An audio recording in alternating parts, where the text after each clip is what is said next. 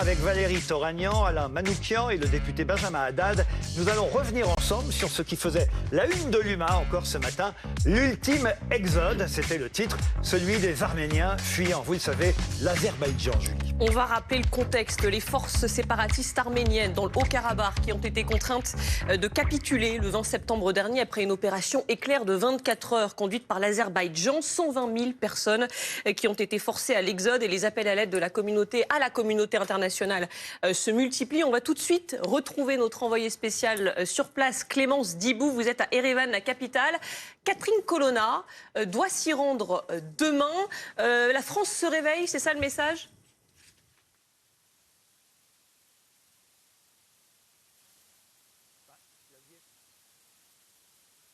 L'Union européenne, on sent bien qu'il y a une plus grande volonté de la part de la France que des autres pays d'essayer d'aider, de soutenir l'Arménie. C'est évidemment très apprécié. Catherine Colonna qui doit donc arriver demain avec une rencontre en plus haut lieu avec notamment le Premier ministre, puis son homologue, le ministre des Affaires étrangères arménienne. Le programme n'est pas encore complètement établi ni connu, notamment pour des raisons de sécurité, mais elle pourrait rencontrer des réfugiés.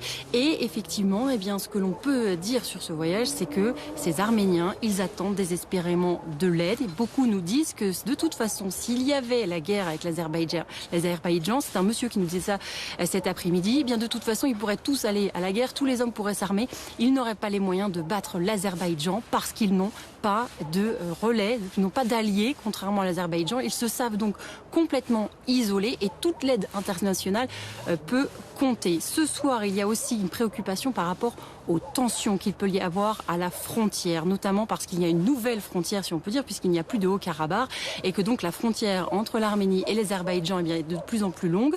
Les médias font état de tensions ici et là, du côté de l'Arménie et du côté de l'Azerbaïdjan. Est-ce que l'on a pu constater, nous, sur place, en nous rendant au plus près, c'est à quel point les positions arméniennes et les positions azerbaïdjanaises se font face et sont très près, parfois à quelques centaines de mètres. Il y a aussi également des routes parfois qui sont en train de se créer dans le Haut-Karabakh. C'est ce que l'on peut voir depuis la frontière. Et pour les soldats arméniens avec qui nous avons parlé, c'est forcément la preuve que les Azerbaïdjanais veulent amener des troupes sur place. Impossible de vérifier ce qu'il en est. Mais ici, côté arménien, notamment à la frontière, les personnes sont dans un état de grande tension. Clémence Dibou, justement, vous les avez rencontrées, ces personnes, vous dites qu'elles sont en état de grande tension, mais leur état d'esprit, c'est quoi? C'est évidemment la désolation, l'envie de revenir chez eux. Qu'est-ce que vous avez ressenti en les rencontrant? D'abord, on peut vous parler des réfugiés, ceux qui ont fui le Haut-Karabakh. Ils sont tous arrivés terrorisés, avec des horribles histoires. Impossible, encore une fois, de les vérifier, mais des témoignages qui souvent se recoupent font état d'exactions, d'humiliations de la part de soldats azerbaïdjanais. C'est pour ça qu'ils ont tous voulu fuir. Il y a, par exemple, une grand-mère qui nous a expliqué qu'elle n'avait pas eu le cœur à brûler sa maison, contrairement à ses voisins qui, eux, avaient brûlé leur maison, avaient préféré brûler leur maison parce qu'ils savaient qu'ils ne reviendraient jamais et qu'ils ne voulaient pas que leur maison tombe aux mains des Azerbaïdjanais. Plutôt fuir que rester là-bas, voilà ce que nous disent la plupart des réfugiés. Et puis il y a aussi un autre son de cloche qu'on entend à Goris, notamment cette ville frontière là où l'immense majorité des réfugiés du Haut-Karabakh sont arrivés. Goris, c'est une petite ville de 20 000 habitants, pas loin de la frontière, à une trentaine de kilomètres de la frontière. Et eux aussi nous ont expliqué qu'ils commençaient à ressentir une tension, à avoir l'impression d'être les prochains sur la liste après le Haut-Karabakh et que donc, même eux aussi, voulaient partir pour aller à Erevan, la capitale réputée plus sûre, pour se mettre en sécurité parce que tout le monde a l'impression ici que personne, que l'Azerbaïdjan ne s'arrêtera pas aux frontières du Haut-Karabakh et que le pays voudrait aller plus loin. Voilà le ressenti des Arméniens ce soir. Merci Clémence.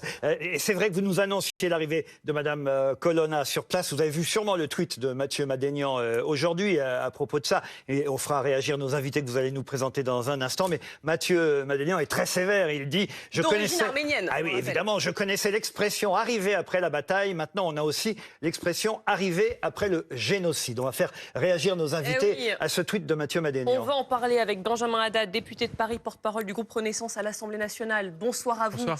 On est avec Valérie Toragnan, directrice de la rédaction du Point. Bonsoir également. Et André Manoukian, compositeur, pianiste, comédien, animateur d'origine arménienne. Est-ce que vous partagez le point de vue de Mathieu Madénian? C'est trop tard, en gros? C'est trop tard, mais c'était surtout, même si la France, encore une fois, est le seul pays qui est vraiment en avant. On a rencontré plusieurs fois le président Macron. Il est bien seul face à une Europe qui honnêtement on a rien à péter. L'Azerbaïdjan fournit la Suisse, l'Italie. En Allemagne, il y a 4 millions de Turcs. On est le seul pays, je dis on parce que moi je suis français d'origine arménienne, comme disait Charles Aznavour, on est le pays le plus en avant et complètement seul. Il n'y a aucun enjeu pétrolier, donc si les Arméniens se sentent seuls et abandonnés, maintenant c'est à nous, saltimbanques, journalistes, d'y aller et de dire ce qui se passe, d'alerter l'opinion publique. Vous avez raison de dire que c'est le rôle de l'Europe. Alors je me tourne vers le député Damien Abad, qui d'ailleurs dans un livre avait parlé de la désillusion européenne. Désillusion européenne. Là aussi, on peut considérer que c'est une désillusion européenne. L'Europe n'a pas fait assez. C'est un échec. C'est un échec pour l'Europe, c'est certain. Ça fait 2 ans déjà qu'il y avait eu cette première attaque contre le Haut-Karabakh. Il y a eu des négociations, d'ailleurs souvent sous l'égide de la France. André Manoukian le rappelait, entre le Premier ministre Pachinian, qui a toujours fait preuve d'ailleurs de bonne volonté, d'ouverture, qui voulait trouver une solution pacifique pour protéger les droits, la sécurité des habitants arméniens du Haut-Karabakh, et le président Aliyev qui a choisi la guerre. Toutes les initiatives au Conseil de sécurité des Nations Unies ont été sous l'impulsion de la France, qui effectivement a été bien seule. Alors après, pour réagir quand même au tweet, non, c'est pas trop tard. C'est pas trop tard. Il faut continuer, au contraire, là, à être mobilisé. Pourquoi ? Déjà, il y a une aide humanitaire, économique à apporter. Il y a toujours un soutien diplomatique. Je pense que symboliquement, c'est important. Et puis, je vous rappelle, malheureusement, que c'est pas terminé, puisqu'aujourd'hui, quand on entend les déclarations de M. Aliyev ou de son allié, Monsieur Erdogan, et quand on entend Erdogan en Turquie, c'est l'intégrité territoriale même de l'Arménie qui est menacée. Aujourd'hui, il y a un plan de faire une continuité territoriale entre l'Azerbaïdjan et la Turquie, rappelé par les 2 dirigeants. Et donc, il faut donner du soutien, des assurances, et pourquoi pas une forme de soutien militaire européen à l'Arménie pour qu'elle puisse se défendre. Alors je vais évidemment donner la parole tout de suite à Valérie Toragnan parce que elle aussi, elle est arménienne d'origine. Ses grands-parents ont fui l'exode il y a 100 ans maintenant. Et dans l'hebdomadaire Le Point, dont vous êtes rédactrice en chef, vous avez sensibilisé l'opinion ces dernières semaines et même depuis plusieurs mois. On a encore lu le papier de Gisbert jeudi dernier, celui de BHL. Vous aussi, vous pensez qu'on peut encore faire quelque chose ou c'est trop tard ? Je pense que les Arméniens doivent être extrêmement dubitatifs sur, de ne pas partager l'enthousiasme général sur l'aide française. Certes, c'est pas parce que le président français a fait un peu qu'on peut dire que le maximum a été fait, loin de là. Aujourd'hui, ça fait quand même, tout ce qui se passe sous nos yeux, c'est une épuration ethnique programmée, annoncée par ceux qui sont en train de la commettre. Donc, ça fait des mois et des années que les Arméniens alertent. Ça fait des mois et des années qu'ils disent qu'il faut envoyer des forces d'interposition au Karabakh parce que l'épuration ethnique menace.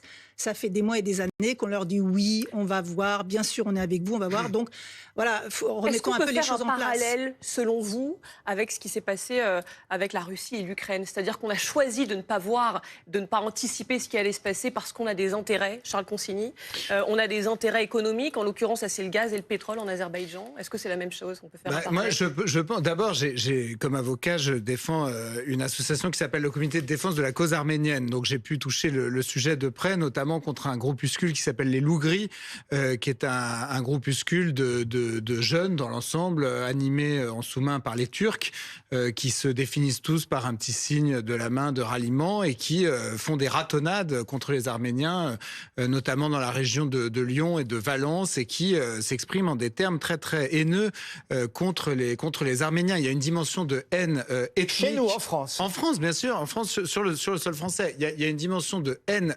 ethnique qui est très prégnante dans ce conflit. Mais moi, je pense, et c'est justement une question que j'ai envie de poser aux députés de la majorité. Benjamin Haddad. Qui n'est pas Damien Abad. Comment ça se fait précisément que Ursula von der Leyen a annoncé récemment qu'on allait acheter encore plus de gaz d'Azerbaïdjan qu'on ne le faisait déjà. On s'aperçoit en fait que probablement on achète en fait du gaz russe qui passe par l'Azerbaïdjan, ce qui nous permet de contourner nos propres sanctions contre la Russie. Bon, je veux bien que la réelle politique. Oui, la Russie écoulerait son gaz via l'Azerbaïdjan. Je me dis, ça nous met certes, comme vous le dites, Julie, dans une position difficile vis-à-vis de l'Azerbaïdjan puisqu'on a besoin de leur gaz. Mais enfin, ça nous met quand même aussi dans une position de client, entre guillemets, puisqu'on leur achète du gaz. Est-ce que ça peut pas être un des leviers? Parce qu'après tout, ce qu'on voit ici, c'est, puisqu'on en est à parler d'intervention armée, on est sur une faillite diplomatique. Donc voilà. Valérie Toragnan veut ajouter quelque chose et après on laisse répondre Benjamin Haddad. Valérie. Ce serait bien déjà que la France dise, non pas nous condamnons l'action de l'Azerbaïdjan, mais qu'on dise, nous condamnons l'épuration ethnique en cours. Parce qu'évidemment, l'action, ça ne veut rien dire et ça satisfait la diplomatie azerbaïdjanaise. Ce serait bien aussi qu'on puisse dire clairement que lorsqu'on dit « Ah, mais en fait, si vous voulez, pour résumer, on a fait une croix sur le Haut-Karabakh, c'est fini, c'est une population arménienne qui vivait là-bas depuis l'Antiquité, de façon bien antérieure à l'azerbaïdjanaise, c'est pas grave, c'est fini, on a fait une croix dessus, enterré. Maintenant, tout le monde nous dit... la communauté internationale et la France va se mobiliser pour l'intégrité territoriale de l'Arménie. On a vu pas qu'elle soit attaquée. Dans les manifs, on a vu une banderole vent 2000 ans de civilisation arménienne contre du gaz azéri. C'est à cause du gaz azéri qu'on n'est pas intervenu? Oui, je crois que ça fait partie des éléments, bien sûr, mais Charles Consigny a raison de le dire. On a l'Union européenne, par la voix d'Ursula von der Leyen, qui est venue négocier un accord gazier avec l'Azerbaïdjan. Aujourd'hui, on considère que l'Azerbaïdjan exporte plus de gaz qu'elle n'est capable elle-même d'en produire. Donc ça veut dire que des acteurs, et probablement la Russie, utilisent l'Azerbaïdjan comme plaque tournante pour contourner les sanctions qu'on a imposées après l'agression contre l'Ukraine. Alors, c'est pas le cas de la France qui n'en importe pas, mais on a des acteurs comme l'Italie, l'Autriche, la Hongrie, qui effectivement sont assez dépendants. Je crois que c'est 5% en tout dans l'Union européenne, mais évidemment, il y a des décalages et on voit certains pays qui sont assez dépendants. Après, je crois qu'il y a des différences entre pays européens qui n'ont peut-être pas le lien historique, culturel, fort que nous avons, nous, la France, mais c'est une épuration ethnique en cours, les Arméniens, bien sûr. Mais il n'y a pas de consensus. Non, mais je la parle Hongrie, du lien historique de la Hongrie, France. la Roumanie sont plutôt réticents à trouver des solutions. En revanche, la France et les Pays-Bas sont plutôt pour. Mais il n'y a pas de consensus au sein de l'Union européenne. Absolument. Et on entend quand même l'Allemagne qui commence aussi à s'exprimer sur le sujet, avec des propos assez forts de la ministre des Affaires étrangères. Et puis, je pense aussi qu'historiquement, il y a une forme de division européenne aussi liée au rapport avec la Russie, parce que l'Arménie était vue autrefois comme un partenaire de la Russie. Mais aujourd'hui, ce qu'on voit, c'est que l'Arménie et son Premier ministre Pachinian, ils ont été trahis par la Russie. Les troupes russes ont détourné le regard face à cette attaque et ce nettoyage ethnique, effectivement, comme vous le dites, qui est en cours. Pourquoi ? Parce qu'il y a des intérêts peut-être économiques de la Russie, et aussi parce qu'au-delà de cette question du Haut-Karabakh, on a un Premier ministre appuyé par sa population qui veut se rapprocher de l'Occident, qui veut renforcer la démocratie, la lutte contre la corruption en Arménie, qui, par exemple, là, en ce moment, est en train de rejoindre la Cour pénale internationale. Et ça, la Russie en veut pas. Et donc, la Russie préfère soutenir un État autoritaire, qui est celui de l'Azerbaïdjan, plutôt que l'Arménie, qui veut se rapprocher de nous, qui veut se rapprocher de l'Europe, et qui fait le choix de la démocratie, et qui aujourd'hui le paie avec ce nettoyage ethnique en cours. Louison, on ne vous a pas encore interrogé sur ce sujet. J'ai lu pas mal de tweets de Mathieu Madénian. Il y en a un où il dit l'Arménie est un caillou dans la chaussure de l'Azerbaïdjan et de la Turquie. C'est une violence et d'une réalité inouïe. Et je pense qu'il faut que la France et les autres se rappellent que c'est pas ce qui gêne, c'est pas un caillou, c'est un petit diamant qui est fragile comme un œuf pour l'instant, qu'il va falloir que l'histoire se répète pas, parce que quand l'histoire se répète, ça pue pour tout le monde en général, et là, ça commence à puer pas mal. Il y a un autre tweet de Madénian qu'on peut montrer, celui-ci avec une photo d'une vieille dame, et il s'adresse à Emmanuel Macron, au président de la République, Mathieu Madénian. Il dit « Cher Emmanuel Macron, je vous présente Amélia, elle n'a pas le Covid, elle est juste un peu déprimée, elle a 103 ans, elle est née et a vécu en Artsakh. Alors Artsakh, c'est le nom arménien du Karabakh. Elle était là avant l'existence et la naissance de l'Azerbaïdjan. Aujourd'hui, elle a été chassée de chez elle. Peut-être, Laurent, qu'on peut les écouter, justement, tous ces Arméniens qui ont été forcés à l'exode. Témoignage recueilli au micro de Clémence Dibou. C'était très difficile. Nous étions sur la route pendant 29 heures environ.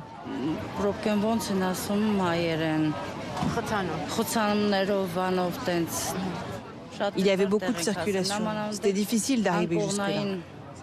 Ma mère est malade et mon frère a des enfants et des petits-enfants. C'était vraiment difficile.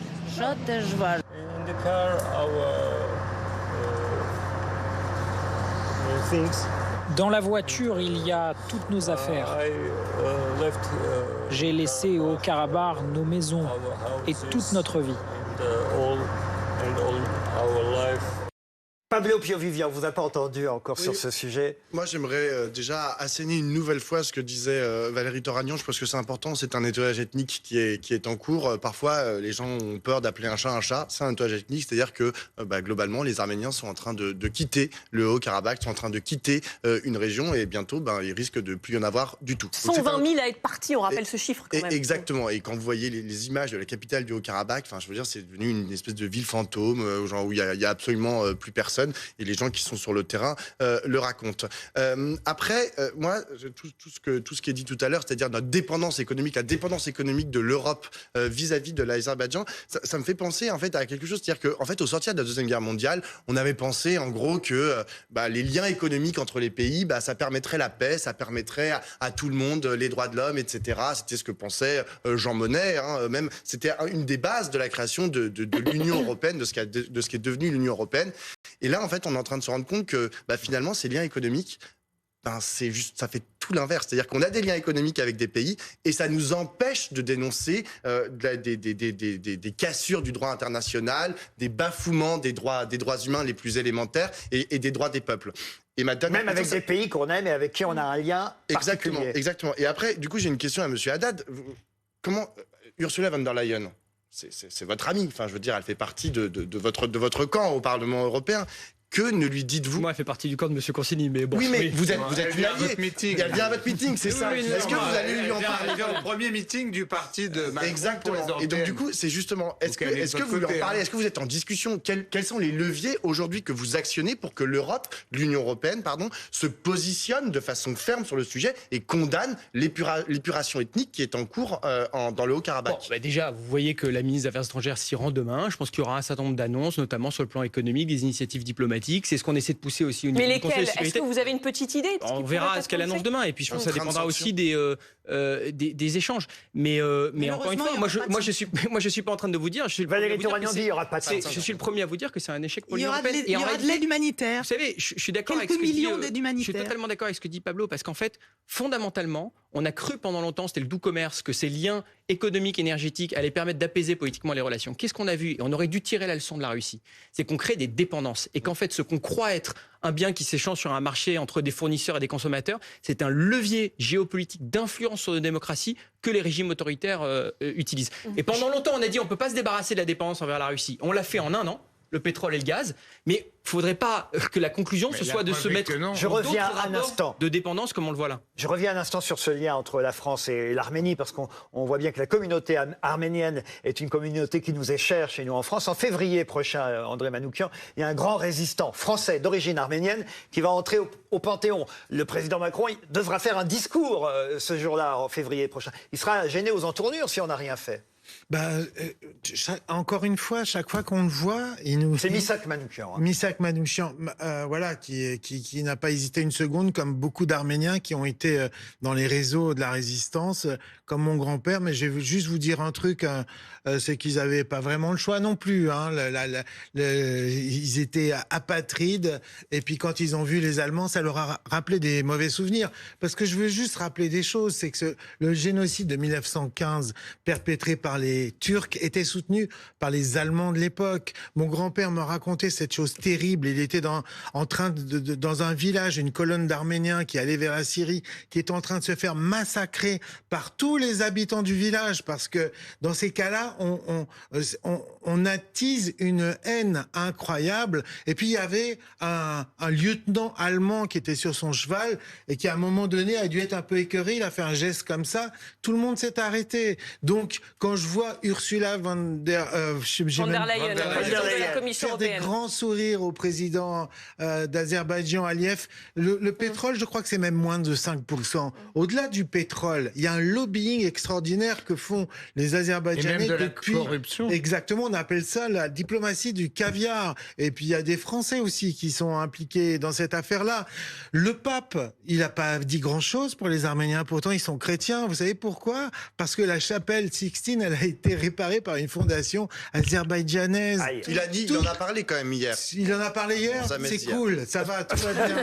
Il s'est rattrapé. Il s'est rattrapé. Le Mais sur 21 les- février, je rappelle, Missak le 21 Manouchian février va rentrer au 2024, Panthéon. Missak Manouchian entrera au Panthéon et ce jour-là, le président de la République devra faire un discours. Donc d'ici là, il serait bien quand même que la France ait agi comme il faut. Et sur Et les qu'elle leviers. agisse vraiment. Vous connaissez le néologisme ukrainien macroné, qui veut dire faire semblant d'aider. Ouais. Non, mais c'est Bon, pas. on verra si il c'est le serait cas bien, demain. ouais, En c'est- tout cas, c'est l'envoyé bidon, ça. c'est l'envoyé pareil. arménien. Je dis pas ça, j'étais en Ukraine il y a 2 semaines et les Ukrainiens sont extrêmement reconnaissants du soutien que oui, les Français comme les Européens. Ils ont quand même leur inventé apportent. le verbe macroner Non, qui me non. semble assez L'envoyé bien. arménien auprès de l'Union Faut pas faire de européenne polémique donne comme ça sur les des sujets, idées hein. concrètes. L'Union européenne pourrait plafonner les prix du pétrole et du gaz azerbaïdjanais ou encore suspendre les négociations qui visent à renforcer les relations avec Bakou. Est-ce que ça peut être ça, voilà, des points concrets comme ça sur lesquels on pourrait essayer d'agir? Oui, bien sûr, on va faire des comités Théodule et puis on va discuter pendant 2 ans. C'est ce qui se passe depuis 30 ans pour la question du Karabakh. Et à chaque fois, je précise que c'est l'Azerbaïdjan qui refuse de signer parce qu'ils veulent une reddition totale des Arméniens.